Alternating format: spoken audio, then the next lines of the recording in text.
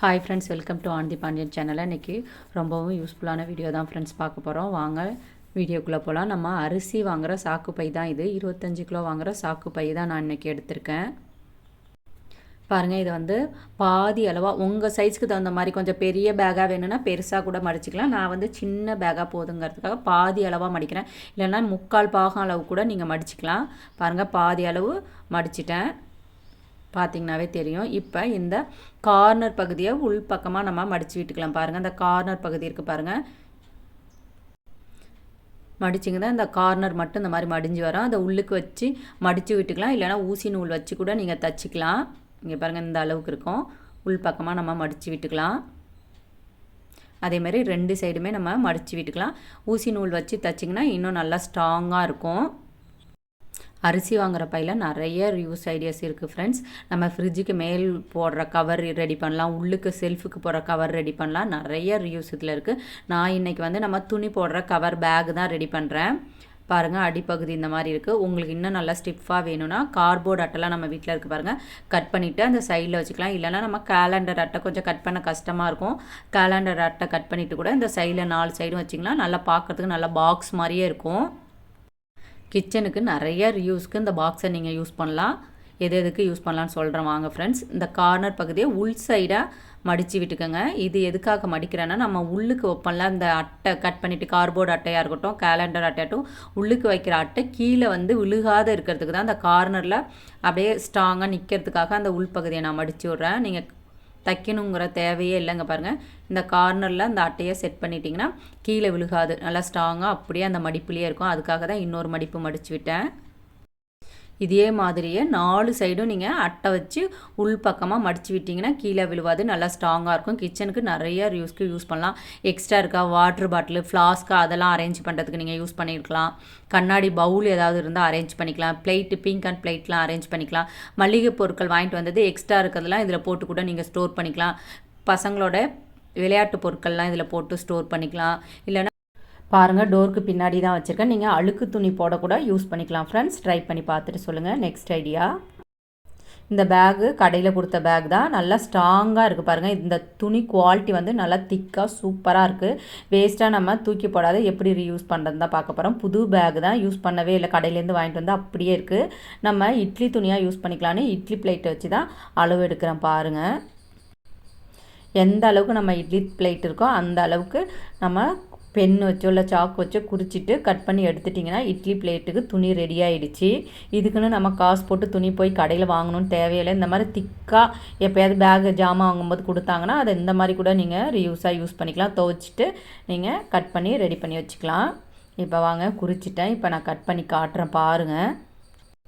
போன வீடியோவில் இட்லி ஊற்றி வச்சுட்டு நம்ம ஒரு சிலர் மறந்துடுவோம். அப்போ வந்து தண்ணியெல்லாம் சுண்டி அடித்தட்டே காந்திடும்.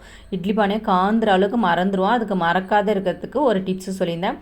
1 ரூபி காயின் போட்டு காட்டியிருந்தேன். நீங்கள் 1 ரூபி காயினுக்கு பதிலாக நம்ம கம்ப்யூட்டர் சாம்பிராணி வாங்கும்போது அதில் சின்னதாக ஒரு சில்வர் பிளேட் மாதிரி கொடுப்பாங்க பாருங்கள், அதை கூட நீங்கள் இட்லி பானையில் போட்டு யூஸ் பண்ணிக்கலாம். வேணும்னா அந்த வீடியோட லிங்க்கையும் தரேன் பாருங்கள், யூஸ்ஃபுல்லாக இருக்கும்.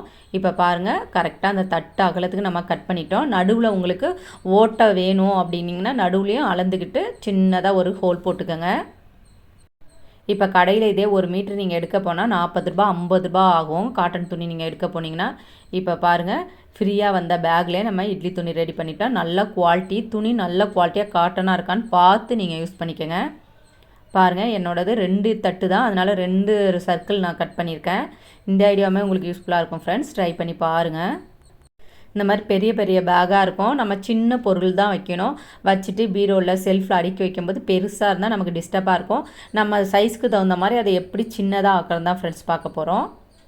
அதுவும் ஒரே பேக்காக இல்லாத 2 பார்ட்டாக நம்ம பிரிச்சுக்கலாம். இங்கே பாருங்கள், அடிப்பக்கமாக இந்த மாதிரி பிரிச்சுக்கலாம். மேலேருந்து நம்ம மடிக்காத அடிப்பக்கத்துலேருந்து மடிச்சிக்கணும். நிறைய ரிவ்யூஸ் வீடியோஸ் போட்டிருக்கேன் ஃப்ரெண்ட்ஸ், பாருங்கள். ரொம்பவும் யூஸ்ஃபுல்லாக உங்களுக்கு இருக்கும். வாஷிங் மிஷின் எப்படி ரிப்பேர் பார்க்குது, ரேஷன் அரிசியில் 8க்கு 1 ரேஷியோவில் எப்படி வந்து இட்லி சுடுறதுன்னு 15 லட்சம் வியூஸ் போயிருக்கு. கண்டிப்பாக உங்களுக்கு யூஸ்ஃபுல்லாக இருக்கும். அதோட லிங்க் தரேன் பாருங்கள். இப்போ இந்த பேக் வந்து 2 பார்ட்டாக பிரிச்சுட்டேன். நம்ம முக்கியமான டைரி, ரேஷன் கார்டு, அந்த மாதிரி பாஸ்புக்கு, பேங்க் பாஸ்புக்கு எது வேணாலும் நீங்கள் வச்சுக்கலாம். 2 பார்ட்டாக பிரிச்சுருக்கேன் பாருங்கள். சின்னதாகவும் இருக்குது பாருங்கள். செல்ஃபில் வைக்கவும் நல்லா நீட்டாக பார்க்க அழகாக இருக்கும்.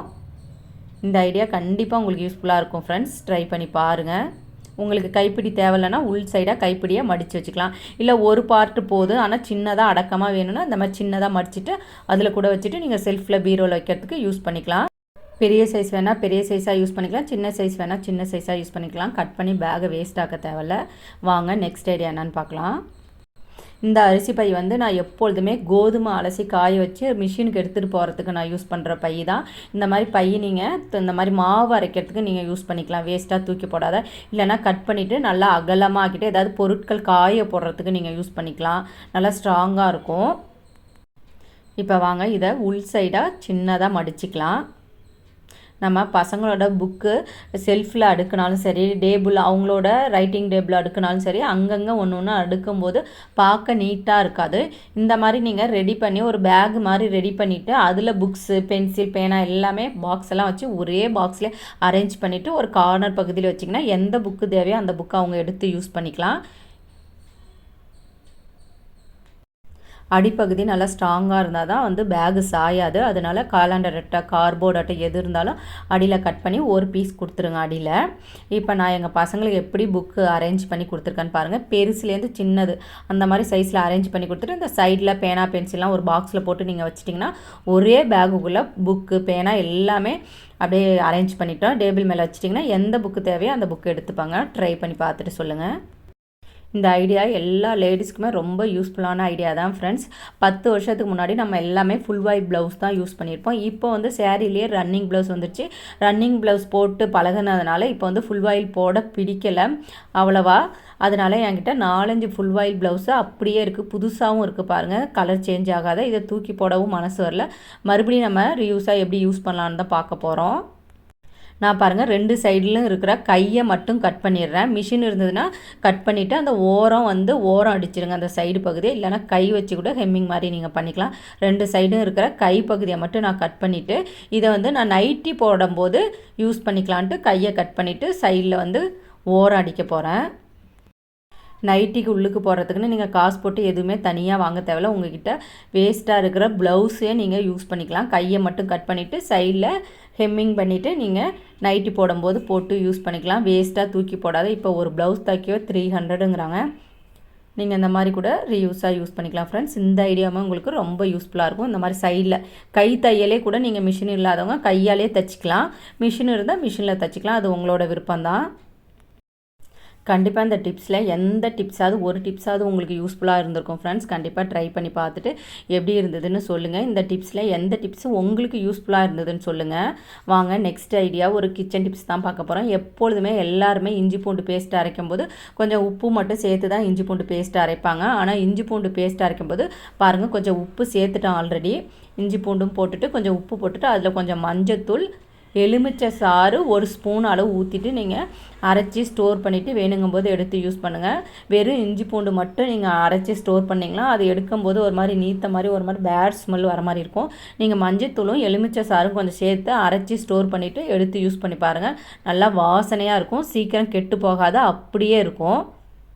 இந்த ஐடியாவுமே உங்களுக்கு கண்டிப்பாக யூஸ்ஃபுல்லாக இருக்கும் ஃப்ரெண்ட். கொஞ்சம் மஞ்சத்தூள், உப்பு, லெமன் பாருங்கள். இப்போ அரைச்சிட்டேன். நம்ம லயன் டேஸ் வாங்கின இந்த மாதிரி வேஸ்ட்டாக வீட்டில் இருக்கிற பாட்டிலில் ஸ்டோர் பண்ணி ப்ரீசரில் வச்சுட்டு வேணுங்கும் போது நீங்கள் யூஸ் பண்ணிக்கலாம்.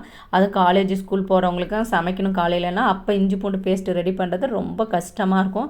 இந்த மாதிரி ஒரு வாரத்துக்கு தகுந்தது மட்டும் நீங்கள் ரெடி பண்ணி வச்சுக்கிட்டா போதும். ரொம்ப நாள் இதை ஸ்டோர் பண்ணி நீங்கள் யூஸ் பண்ண தேவையில்ல.